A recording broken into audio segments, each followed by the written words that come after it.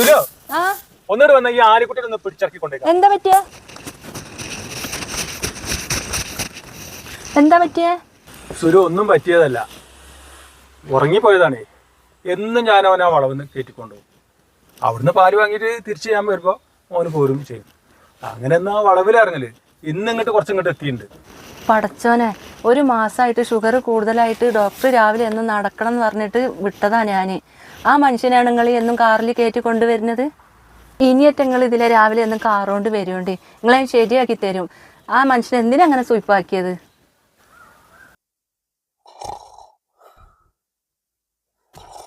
അരിക്കുട്ടി, അരിക്കുട്ടി, അരിക്കുട്ടി.